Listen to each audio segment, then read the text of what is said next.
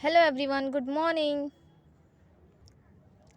Welcome back to my YouTube channel AJ the lecturer. आज हम करेंगे काव्य सरिता का सेकेंड सेमेस्टर के लिए जो हमको 10 पोएम्स आते हैं, उसमें जो हमें 1 मार्क 1 लाइन के आंसर लिखने होते हैं वो करेंगे सभी पोएम्स के। तो इस तरह से आपके 10 मार्क्स जो पक्के हो जाएंगे, जो मार्क्स आपको ज़रूर मिलेंगे।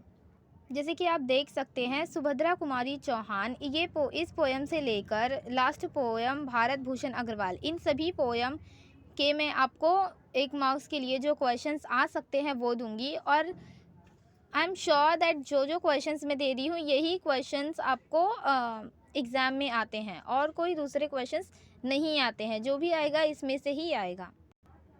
जैसे कि फर्स्ट पोएम है मेरा नया बचपन, जिसकी लेखिका है सुभद्रा कुमारी चौहान। तो आपको ये बात ध्यान में रखनी है हमेशा हर एक पोएम के लिए कि इसमें से सबसे कॉमन क्वेश्चन एक होगा जो कि आपको पूछेगा कि रचनाकार का नाम क्या है। तो रचनाकार या तो कवित्री हो सकती है या कवि। तो इसके लिए आपको हर एक पोएम के रचनाकार का जो उनका नाम है वो याद रखना पड़ेगा। इससे ये होगा कि बाय चांस अगर किसी भी पोएम का लेखिका का या लेखक का नाम आ जाता है तो वो आप अच्छे से लिख सकेंगे और आपके मार्क्स भी लूज़ नहीं होंगे। पहला क्वेश्चन है, देखिए, मेरा नया बचपन के लेखक रचनाकार का नाम लिखिए। मेरा नया बचपन की रचनाकार गुप्ता कुमारी चौहान है, सुभद्रा कुमारी चौहान है। फिर दूसरा प्रश्न, कवित्री को बार बार किसकी याद आती है? कवित्री को बार बार बचपन की याद आती है। तीसरा, युवा काल का जीवन कैसा था?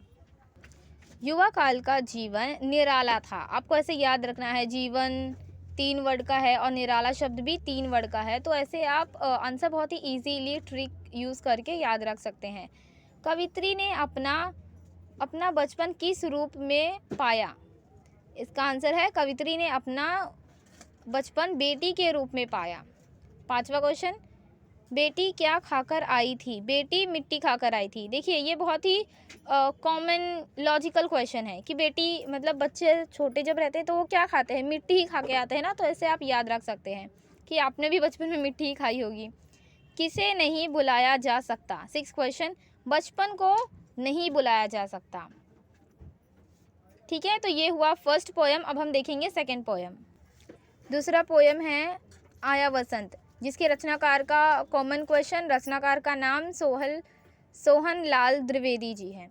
दूसरा क्वेश्चन, सरसों कहाँ फूल उठी है? सरसों खेत में फूल उठी है। तीसरा क्वेश्चन, आमों में क्या झूल रहे हैं? आंसर, आमों में बैरे झूल रही हैं। बेलों में क्या आए हैं? बेलों में नए फूल आए हैं। पांचवा क्वेश्चन, हरियाली कहाँ कहाँ छाई है?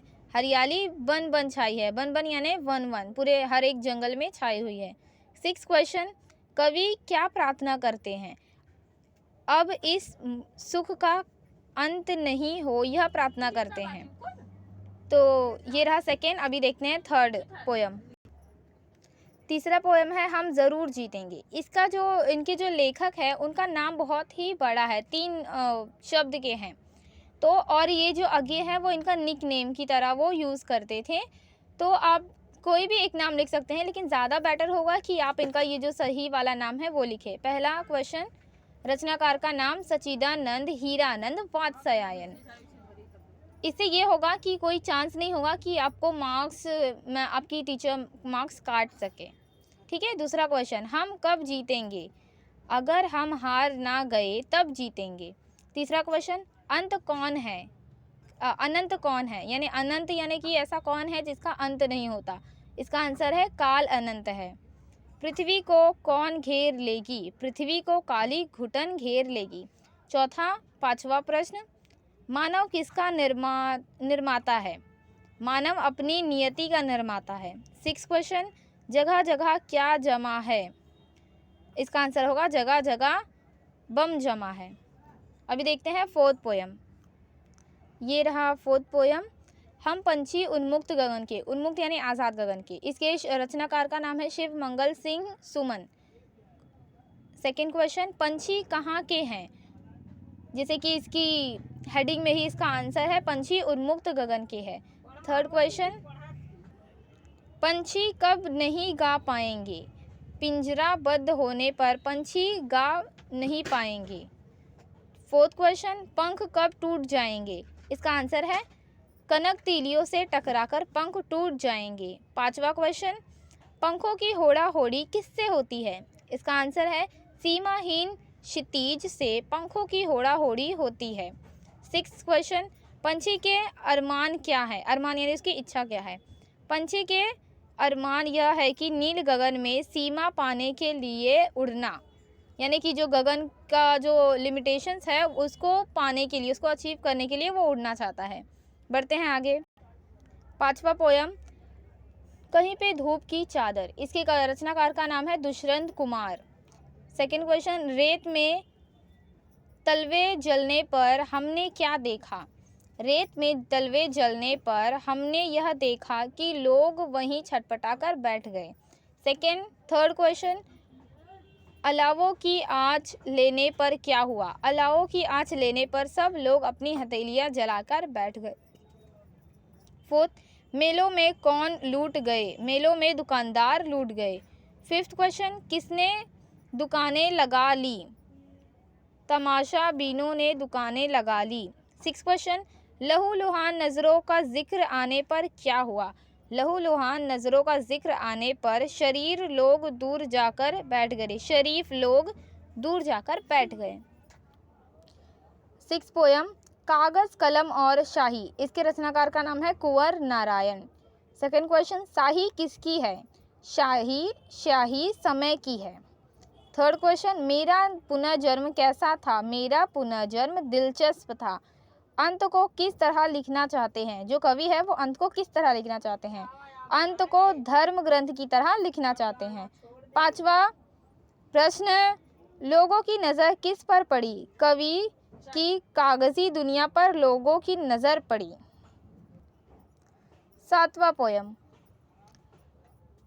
जड़े, इसके रचनाकार का नाम है सर्वेश्वर दयाल सक्सेना।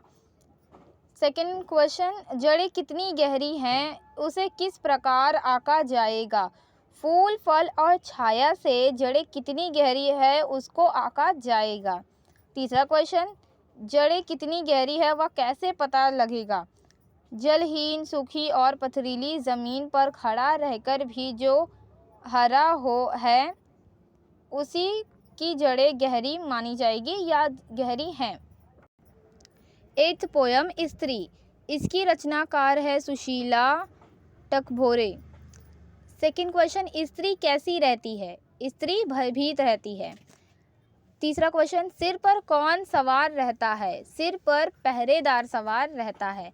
फोर्थ क्वेश्चन, वह किस तरह सोचती है? इसका आंसर है लिखते समय कलम को झुकाकर वह सोचती है।